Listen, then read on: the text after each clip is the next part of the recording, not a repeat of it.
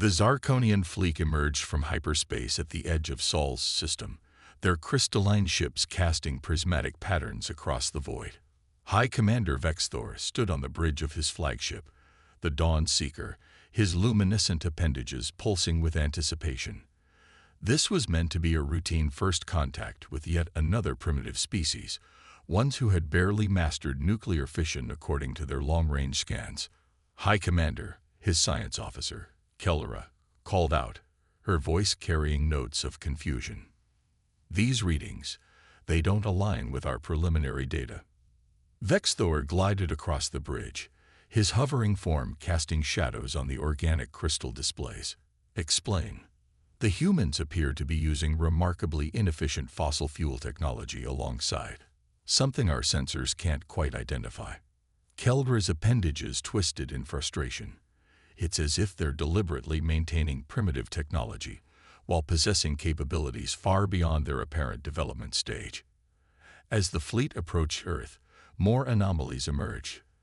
Their ship's advanced cloaking systems had been detected instantly, though Earth supposedly lacked such scanning capability. The humans had designated a landing zone in a place called Geneva that perfectly matched their ship's specifications, despite having no prior contact with alien vessels. The welcoming committee consisted of 3 humans, no military parade, no masses of terrified primitives, no media circus, just 2 men and a woman in simple business attire, waiting calmly in a modest building. I don't like this, Kelra muttered as they prepared to disembark. Their behavior patterns don't match any first contact protocols we've encountered in our history of uplifting primitive species. Vexthor silently agreed, but they were committed now. As he descended the ship's ramp, he prepared his carefully crafted speech about welcoming humanity into the galactic community and sharing advanced technology with their younger brothers among the stars. The words died in his throat as one of the humans stepped forward. "Welcome to Earth, High Commander Vexthor," she said in perfect Zarkonian, her pronunciation flawless even down to the subsonic harmonics. "I'm Dr. Sarah Chen, Earth's diplomatic liaison. I trust your journey through the Carina Arm was pleasant. The solar winds can be quite turbulent this time of year." Vexthor's secondary heart nearly stopped. They hadn't told Earth their route, and the humans shouldn't even know about the Carina Arm's solar wind patterns. "You speak our language," he managed, trying to maintain his diplomatic composure. Dr. Chen smiled warmly. "We find it's helpful to be prepared. Shall we head inside? We've prepared a facility that matches Zarkonian atmospheric preferences, though I should warn you our technology might seem a bit eclectic." The facility she led them to appeared to be a simple concrete structure, yet Vexthor's personal scanner detected energy signatures that shouldn't be possible with Earth's supposed level of advancement. The door opened with an old-fashioned mechanical handle, but the air inside was perfectly calibrated to Zarkonian physiology down to the trace elements. "Please make yourselves comfortable." Dr. Chen gestured to chairs that seemed to be made of plain metal, but somehow adjusted automatically to support Zarkonian anatomy. "Would you like refreshments? We have synthesized your traditional welcoming drink, though some visitors prefer our human tea." Keldra's appendages coiled tightly. How could you possibly know how to synthesize? "Trial and error," the male human interrupted with a gentle smile. He introduced himself as Dr. James Cooper, technological advisor. "We're quite good at figuring things out." "Tea, High Commander." Vexthor accepted a cup of the dark human beverage, noting how the seemingly simple ceramic mug maintained the liquid at precisely the optimal temperature without any visible technology. Every detail reinforced the growing suspicion that they were missing something enormous about humanity. "I believe," Dr. Chen said, settling into her own chair, "you have questions. Let's start with the one you haven't asked yet. Why would a civilization capable of synthesizing Zarkonian biochemistry and building quantum-adjusted atmospheric systems pretend to be struggling with fossil fuels?" Before Vexthor could respond, alarms began blaring throughout the facility. The third human, who had introduced herself as General Sarah Williams, checked what appeared to be a simple wristwatch, but displayed a holographic readout that surpassed anything in the Zarkonian fleet. "Right on schedule," she said grimly. "High Commander, it seems the universe has decided to show rather than tell. We're detecting multiple ships dropping out of hyperspace, raiders from the Nexus Collective. They've been targeting developing worlds, and they believe Earth is defenseless." Dr. Chen stood, her pleasant diplomatic demeanor shifting to something ancient and powerful. "Would you like to see what humanity is really capable of, High Commander?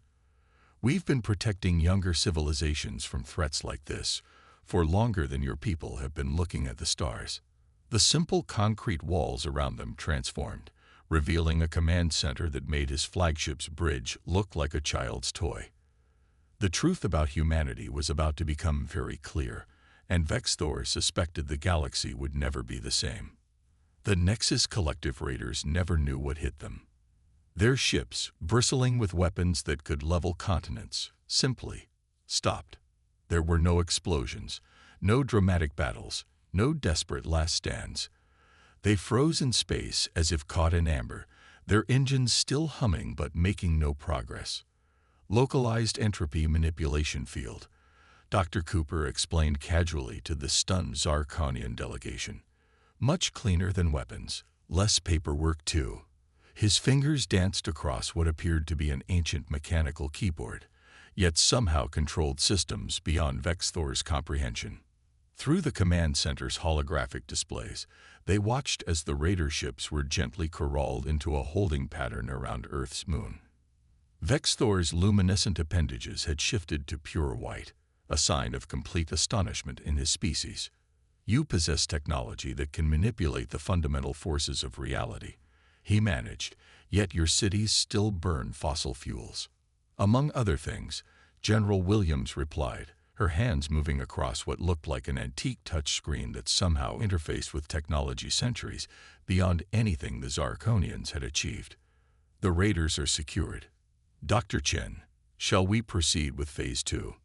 Dr. Chen nodded, turning to their visitors. "High Commander, what you're witnessing is the end of a masquerade that's lasted millennia. Humanity has been guiding younger civilizations from the shadows, but something is coming that requires us to be more direct in our approach." Before Vexthor could respond, new alerts flashed across the command center screens.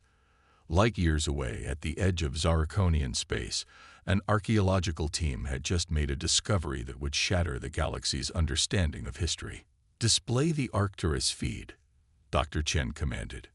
The screen shifted to show a vast underground chamber, recently unearthed on a world the Zarkonians had colonized centuries ago. The chamber's walls were covered in writings and symbols that made Vexthor's heart stop. They were human in origin, and according to the dating analysis, they were over 3 million years old. "Impossible," Kelra whispered, her scientific training warring with the evidence before her. 3 million years ago, my people were still learning to make tools. We have no records of any spacefaring civilization from that era." "That was rather the point," Dr. Cooper said softly. The command center's walls shifted, becoming transparent to reveal vast underground complexes stretching for miles in every direction. Ancient ships, temporal observatories, and technologies that defied description stood alongside simple steam engines and internal combustion motors. Humanity reached the stars millions of years ago, General Williams explained, pulling up historical records that made Kelra's appendages curl in shock. "We built empires, fought wars that made stars go dark, wielded power that no species should possess, and then we learned something that nearly destroyed us. Technology without wisdom is a path to extinction." The displays showed scenes from human history, civilizations rising and falling, reaching for the stars only to burn themselves out, each cycle learning and evolving until they finally understood the true meaning of advancement. "We established Earth as a preserve," Dr. Chen continued, "a place to remember our roots, to maintain perspective. Those fossil fuel plants you mentioned, they remind us of the cost of progress without foresight. The simple machines teach us humility. Every piece of primitive technology serves a purpose in our development program. Vexthor asked, his diplomatic training struggling to process the implications. For ourselves and others, Dr. Cooper smiled. We've been guiding younger species, helping them avoid our mistakes. Those raiders we just stopped. They'll wake up tomorrow with no memory of the incident, but with a mysterious new understanding of why conquest isn't the answer. Suddenly, every screen in the facility lit up with urgent warnings. Dr. Chen's expression turned grave. And now you understand why we're revealing ourselves. Something is awakening out there, something we fought eons ago, something that requires us to stop hiding and start preparing the galaxy's younger races for what's coming. The images on the screen showed a darkness spreading between the stars, a void that consumed light itself. General Williams' ancient-looking wristwatch projected a countdown that made the humans' expressions turn grim. "High Commander," Dr. Chen said softly, "your people call themselves the Stellar Vanguard, pioneers of known space. But there are regions of space that aren't known, threats that we've been holding back since before your ancestors discovered fire. It's time for humanity to step out of the shadows, not as conquerors, but as teachers." Deep within Earth's Mariana Trench, in a facility that bent light around itself, Commander Maya Patel watched as humanity's greatest secret began to unravel. On thousands of worlds, carefully hidden human artifacts were revealing themselves. In millions of databases, encrypted files were unlocking. The time had come for the galaxy's younger races to learn what humanity had discovered millions of years ago. That the most advanced civilization isn't the one with the most powerful weapons, but the one wise enough to know when not to use them. In the depths of space, discoveries were cascading across the galaxy like falling dominoes. On the desert world of Kepler 186f, Zarkonian archaeologists uncovered a library carved into crystal, its data architecture so advanced it made their quantum computers look like abacuses. On the gas giant moons of Proxima Centauri, research teams found ancient terraforming engines that had been maintaining delicate ecological balances for millions of years. Every discovery bore the same signature: human origin. Back in the Geneva facility, Dr. Chen led Vexthor and Kellera through a doorway that shouldn't have been possible, a simple wooden door that somehow connected Switzerland to the heart of Mount Everest. "This is the first archive," she explained as they entered a vast chamber carved into the mountain's core. "We maintain similar facilities across Earth and throughout the galaxy, each preserving different aspects of our history and knowledge."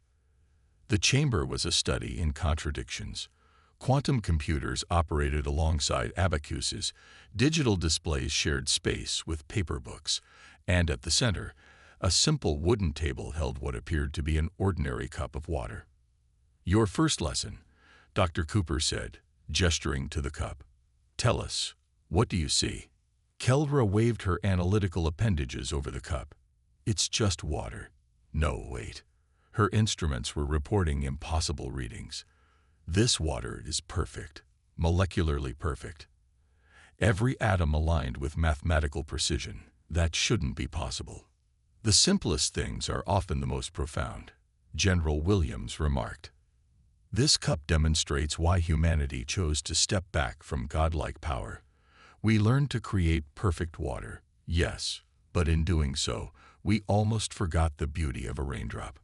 The chamber's walls shifted, revealing humanity's true history. They'd watched as human civilization rose and fell multiple times, each cycle reaching further into the cosmos, wielding greater power, until finally achieving something beyond mere technological supremacy: wisdom. "We were like children with fusion bombs," Dr. Cooper explained. "We could split atoms before we truly understood why we shouldn't. We could reshape planets before we learned to cherish them as they were. Each time we fell, we rose again, until we finally understood the responsibility that comes with power." A new alert echoed through the facility, carrying an ancient weight that made even the humans pause. The void between stars was growing, patterns emerging in the darkness that spoke of purpose and malevolent intelligence. "The entropy tide," General Williams announced grimly. "They're awakening faster than we predicted. High Commander, what you're about to learn is why we've maintained our technological masquerade for so long. The chamber's displays shifted to show ancient battles that made Vex Thor's military training seem like child's play. Entire galactic arms have been weaponized, stars used as ammunition, space-time itself twisted into weapons. But more terrifying than the scale of destruction was its purpose, the systematic elimination of diversity, complexity, and change.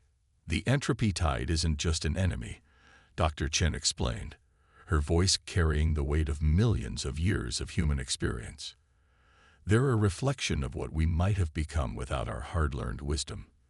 They seek to impose perfect order on the universe, to eliminate the beautiful chaos of evolution and growth. They are what happens when a species gains power without gaining understanding. Dr. Cooper approached the cup of perfect water and added a single drop of ordinary rain. The perfect molecular alignment shattered, creating something new, something natural and imperfect and beautiful. Sometimes, he said softly, the most advanced solution is knowing when to embrace imperfection. Deep in the Mariana Command Center, Commander Patel watched as more pieces of humanity's hidden legacy revealed themselves. On countless worlds, ancient defense systems were awakening. Not weapons, but teaching tools, repositories of knowledge carefully preserved until the younger races were ready to understand. Status report on the awakening protocols, she commanded. Phase 3 complete, her AI companion responded. Archaeological sites are revealing themselves according to schedule. The younger races are responding with remarkable adaptability.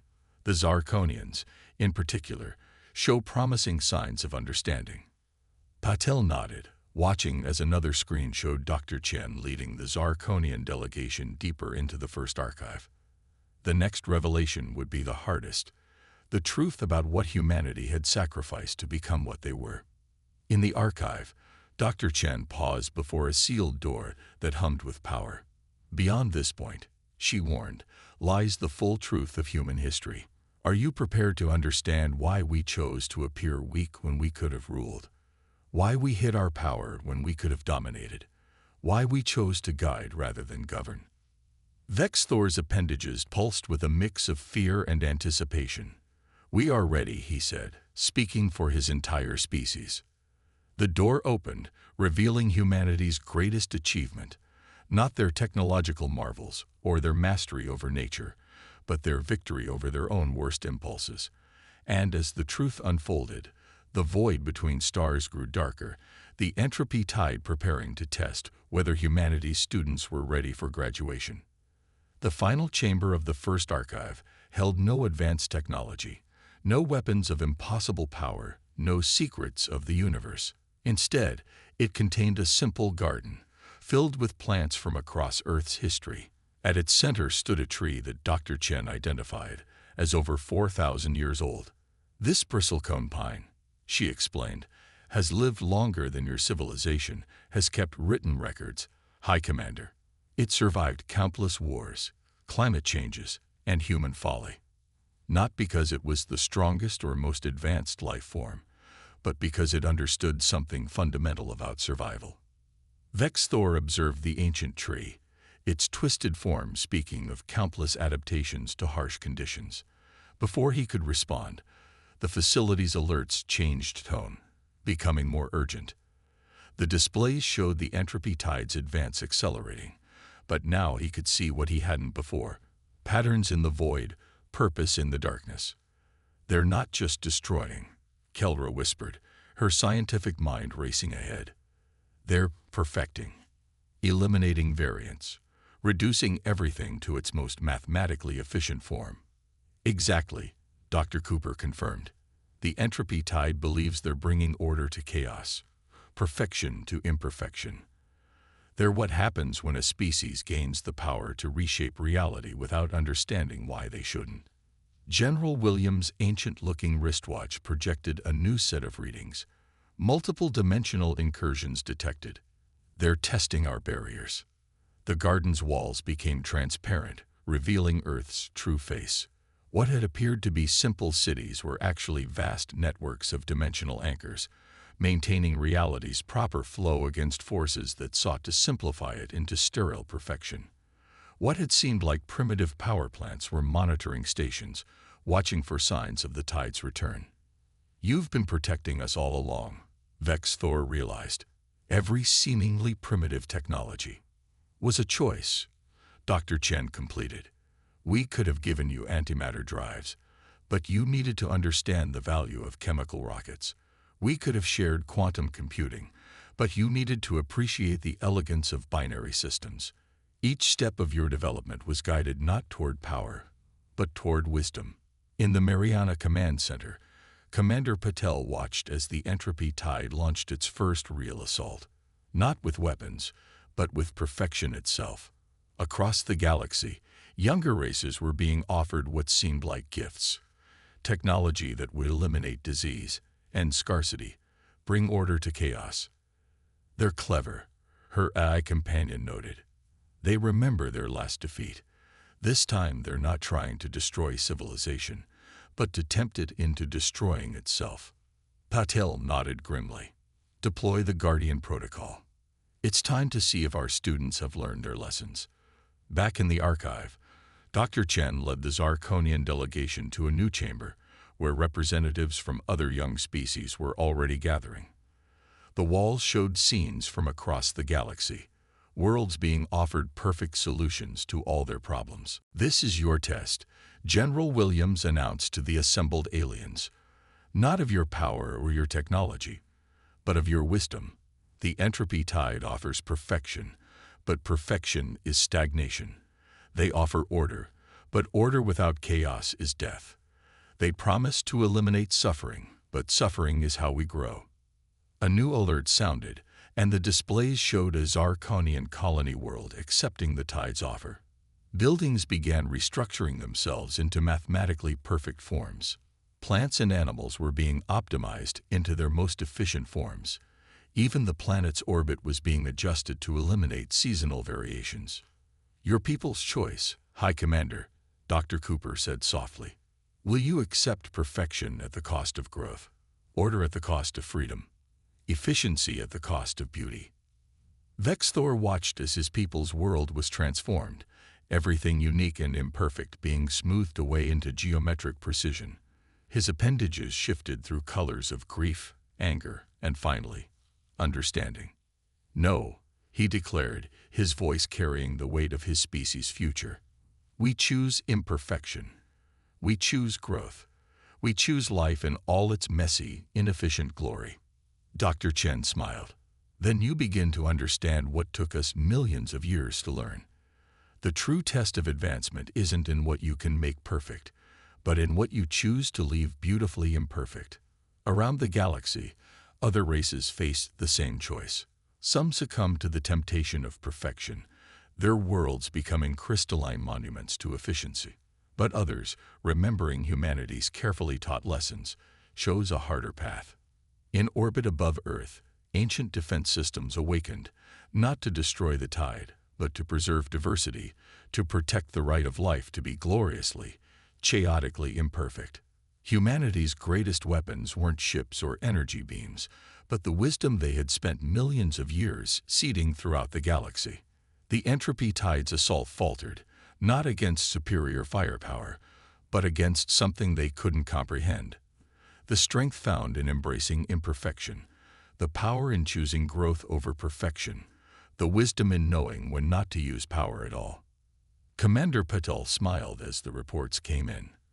Across the galaxy, younger races were making their choices, and more were choosing wisdom over power, growth over perfection, life over sterile efficiency.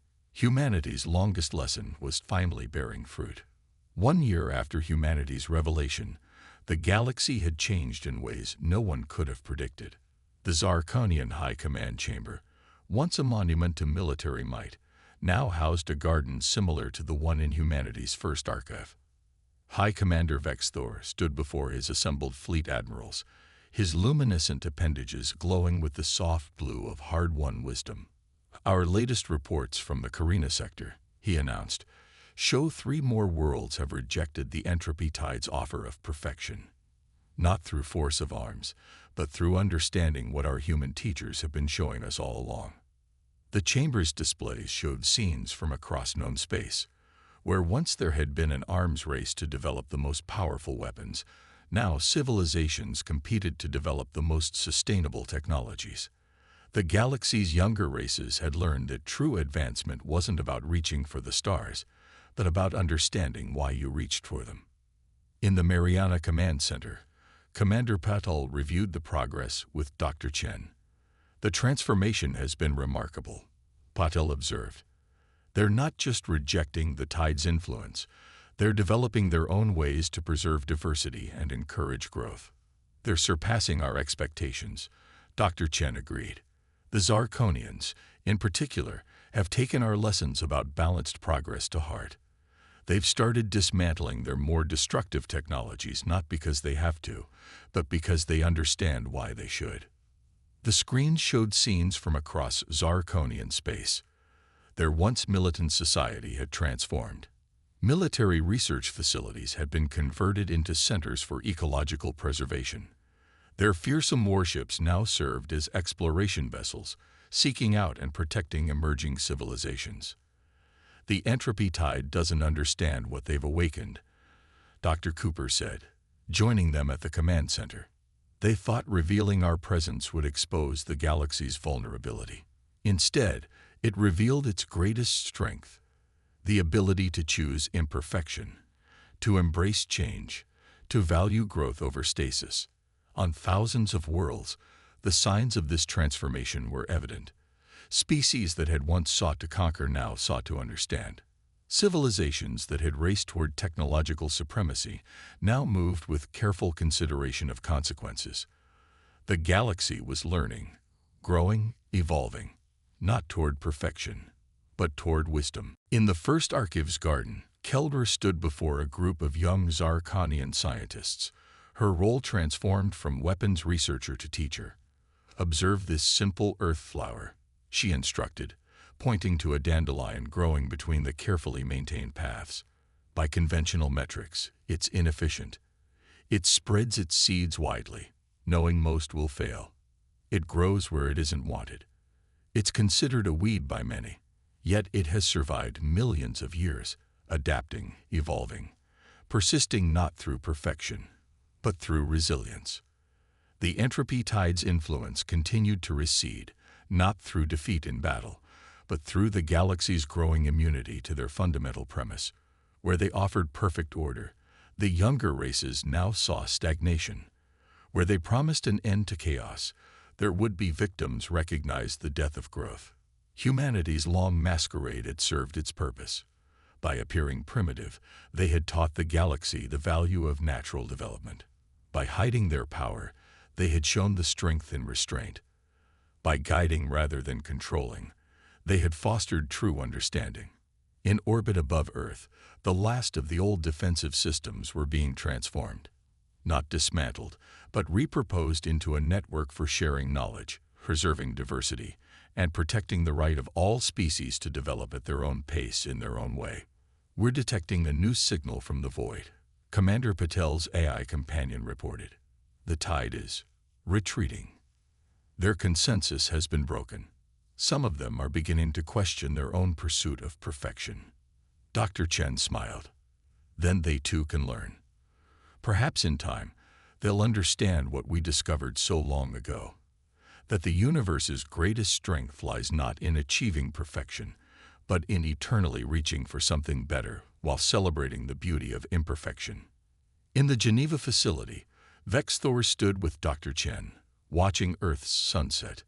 "We thought we were coming to teach you," he admitted, his appendages shimmering with amused irony. "We thought our technology made us advanced. We never imagined that true advancement meant knowing when not to use it." "That's the final lesson," Dr. Chen replied, watching as the imperfect, beautiful colors painted the sky. "The most advanced civilization isn't the one that can reshape reality. It's the one that understands why it shouldn't. The one that chooses to let the universe remain wonderfully, perfectly imperfect." Across the galaxy, a new age was dawning. Not an age of technological supremacy or perfect order, but an age of wisdom. Humanity had hidden their power not out of fear or weakness, but because they understood that true strength lay in helping others find their own path.